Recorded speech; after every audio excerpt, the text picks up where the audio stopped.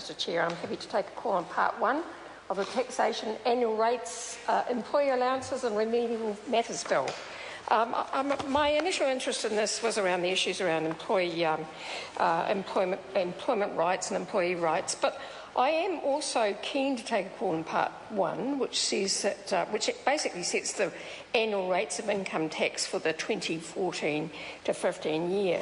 And I agree with my colleagues. I think this is a missed opportunity. I think this, part one does not describe what we should really be doing in this bill, Mr Chair. The first thing that comes to my attention is the fact that we are not in this bill and in part one dealing with the 107 out of 161 high wealth individuals who own or control more than $50 million worth of assets declared their personal income in the last financial year, who declared that was less than $70,000, the starting point for the top tax bracket of 33 cents on the dollar. Now, what we're not dealing with is in part one and with the rest of this bill, Mr Chair, is that these multimillionaires used a variety of 6,800 tax planning devices, such as companies, trusts and overseas bank accounts, to avoid paying tax. And I can see the Minister pulling faces, and he may not agree with me. Maybe he wants to take a call after this and give us the facts if they're not the correct, but apparently, according to our statistics, one had a network of 197 entities. So I'm confused a little bit about setting the tax rates for the 2014-15 bill in a bill that deals with employee allowances and accommodation and a range of other things, but does not deal with the fundamental problem that we seem to have in New Zealand, which is around tax avoidance. Tax avoidance for the top 1% was at the top 10% of people who are not paying the tax that need to be paid, that should be paid, to allow the rest of us in New Zealand to have a decent life, to allow young families to enter into home ownership, to allow young families and young workers and middle-income workers to save for their retirement. We are ripping off New Zealand at the moment. And the problem that we've also got in this part one of this bill is the fact that we're not addressing the issue that we have from this government almost 6 years later, where a huge, Mr Chairman, I know you agree with me, you're totally agreeing with me, I know. A huge number of people actually received the highest tax deductions under this government, so a huge amount of money was taken out of the tax take by this government, giving it tax breaks to the very well off. And let's not forget GST, of course. GST, this government, as I remember, promised there would be no increase in GST, but what happened? John Key promised there would be no increase in GST, but the tax rates for 2014-15 include GST that has gone up to 15%. That has an impact on ordinary families. Now, what's really interesting when we look at the record of this government is actually we have the biggest reduction in taxes in the OECD. Now, some people might think that's something to be proud of. That, you know, sure, I mean, we don't want ordinary working people to be paying more tax than they should, but what the record of this government is that they tax ordinary people and they give their rich mates a break. And that has resulted in the biggest reduction in government programs in the OECD since 1986. Now, let's talk about what those government programs are. We are talking about healthcare, we are talking about education, we are talking about people being able to buy their homes, we are talking about child poverty, and what a disgrace that is. What a disgrace it is that we are now in a situation where we have 250,000 of our children living in poverty. How disgraceful is that, and how did we get to that?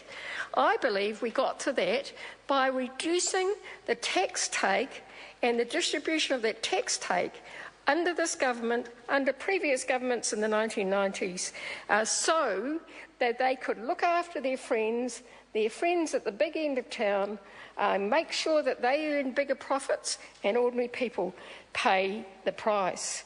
And we've had a bit of a debate and discussion in Parliament today about the outcome of that, and we've seen the Glenn report. That's a shameful record for a country like ours, a relatively wealthy country, where we are now in a situation where domestic violence, Mr. Chair, domestic violence is pervading our families. And it affects everybody. It's not just those at the bottom. It's not a poor people's issue. It's a middle income issue as well.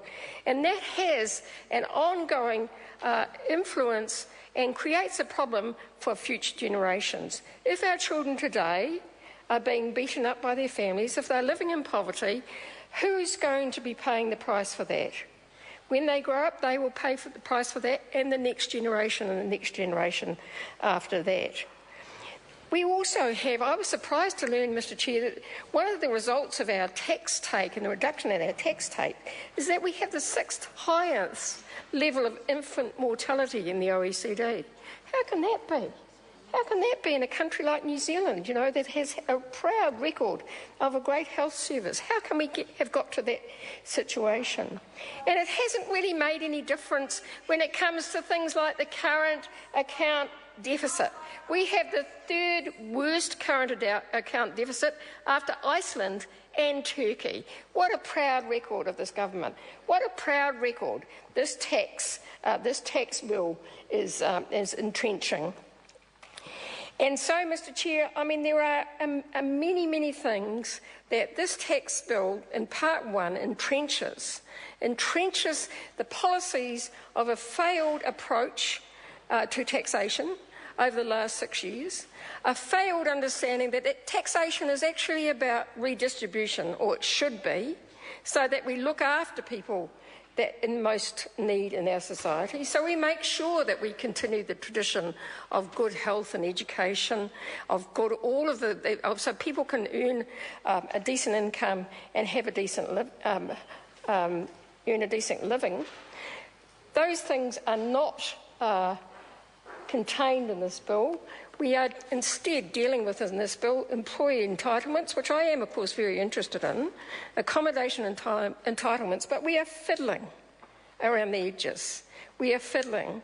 And as my colleagues have said, and I'm sure my colleague David Parker will spell out soon, Labor has a much different approach to taxation and redistribution, a much more progressive approach. So we get away from this record that we have now of having high infant mortality, high child poverty, the highest tax reduction in the OECD since 1986, the biggest reduction in collective bargaining unionisation, which of course has had a huge impact on the redistribution. And of course, the member over there laughs because you're not allowed to mention the U word in this Parliament without the National Party showing their cynicism. Unions are about redistribution as well, Joe Good, the honourable member. Oh, well, you did. You sniggered. I saw you snigger, and I mean that's, of course, we've come to expect that from the members opposite. You know, you cannot mention anything about redistribution, about poverty, about the really serious issues that are facing our country. You cannot mention it without the sort of kind of high-handed sniggering that we get from the members opposite. We know that their whole agenda is about looking after their mates. It's about looking after the 10% who are doing really well. They still believe in trickle down. That failed policy from the 1980s. They're still living in last century. They're still trying to push the neoliberal agenda of the 1980s, which has proven to have failed right across the world. Yet, when it comes to taxes, they expect ordinary people to pay more than their fair share and their mates not to pay their fair share as well. So as Andrew Little said, change is coming. We have a progressive agenda around monetary reform, around tax reform, around collective bargaining and workers getting their fair share, around child poverty, around doing something about the really, really difficult problems that we have in this country. And if members opposite think that they can just turn their backs on them and pretend they're not happening, I think they're going to be facing some very, very serious issues in the future when their children cannot afford to pay their pension, when their children have children in poverty as well. Thank you, Mr. Chair. Honourable David Parker. Chairman, I rise to take a call on part one of the